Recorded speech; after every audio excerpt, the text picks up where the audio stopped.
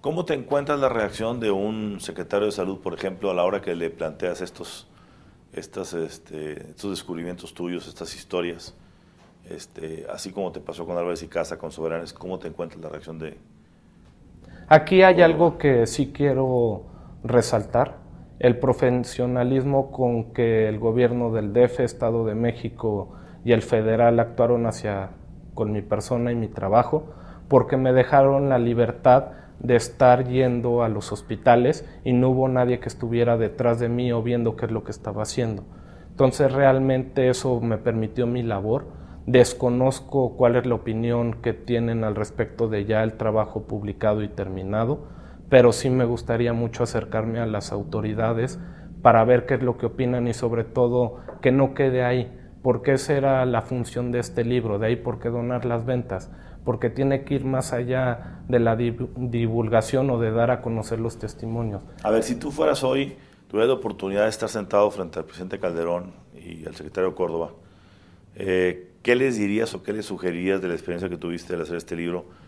¿Qué hacer o qué enmendar para poder dar una mejor atención a los pacientes o a la población preventivamente?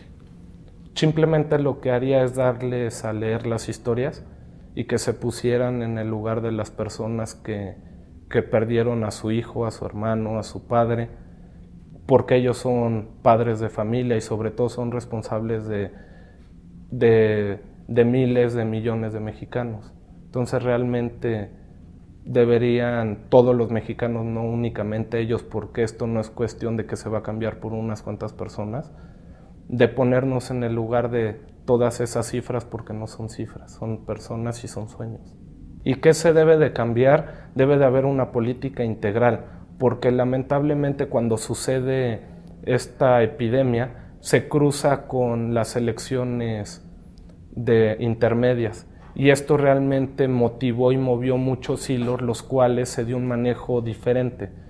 En primer lugar, vemos la parte del presidente Calderón, como a lo mejor muchos programas, y sobre todo en esa época, fueron impulsados con fines electorales.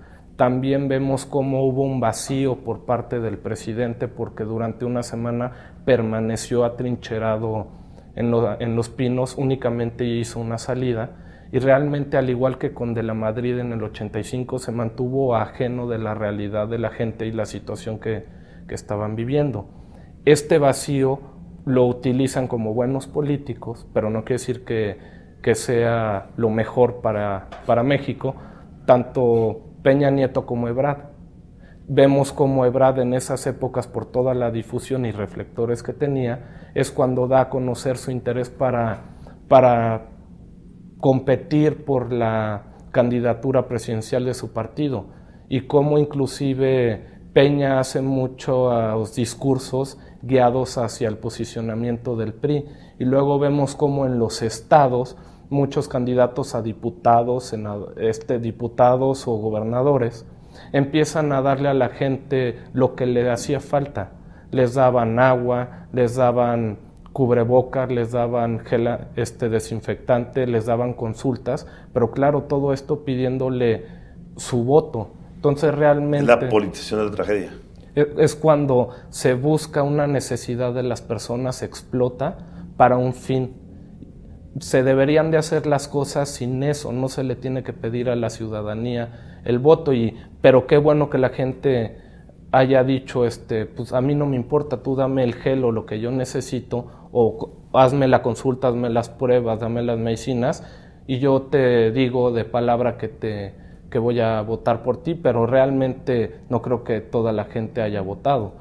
Y aquí vemos otra cosa, como la población reaccionó hacia esta eventualidad y sobre todo por la parte económica, porque queramos o no, y aunque en muchas encuestas la popularidad del presidente Calderón haya subido, hay que recordar que a diferencia de otros países europeos y otras partes del mundo, en México las encuestas las hacen las personas a las cuales se están evaluando, son los que los pagan o grupos afines a ellos.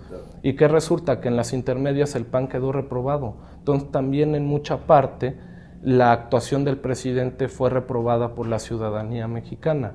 Y esto deja ver cómo día con día los mexicanos se van cansando más de cuál es la situación, porque lamentablemente, y va a sonar un poco duro, tenemos el país que nos merecemos y no el país con el cual todos soñamos, porque no somos una sociedad participativa.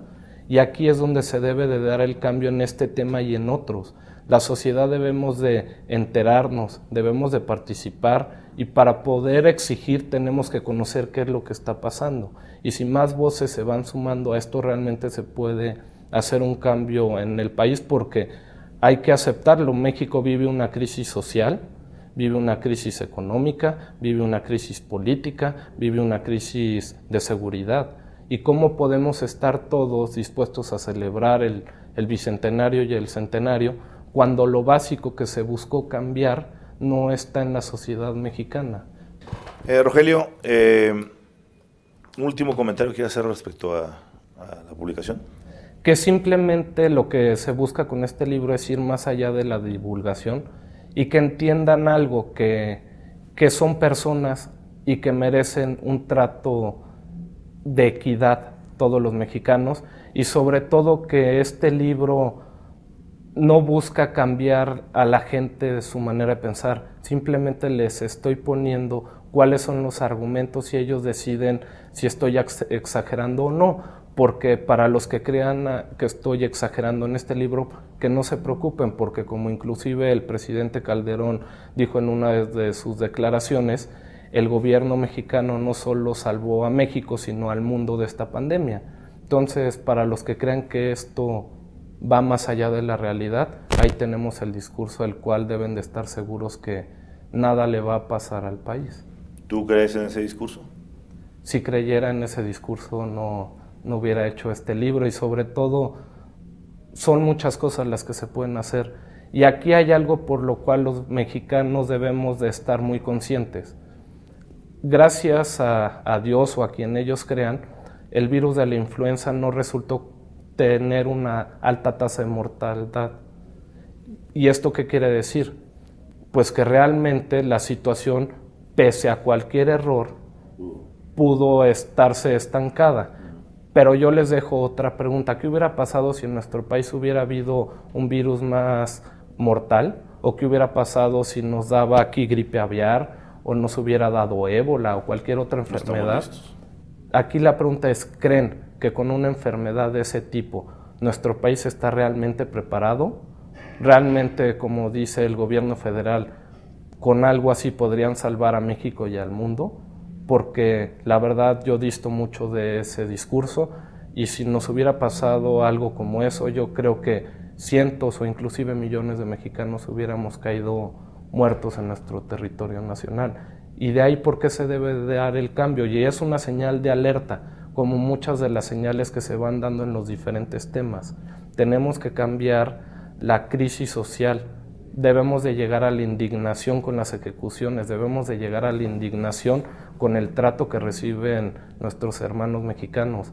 Debemos de exigirle a los políticos por los cuales estamos votando que hagan un cambio real en el país, que no sea demagogia, que vaya más allá del discurso, y sobre todo porque muchas veces vemos que dicen qué país le vamos a dejar a nuestros hijos.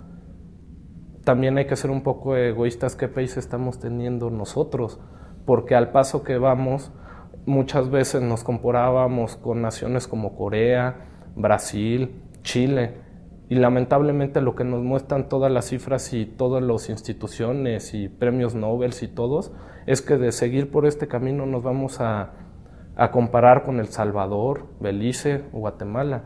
Entonces realmente tenemos la oportunidad, y sobre todo si vemos el bono demográfico, los jóvenes tenemos que jugar un papel crucial.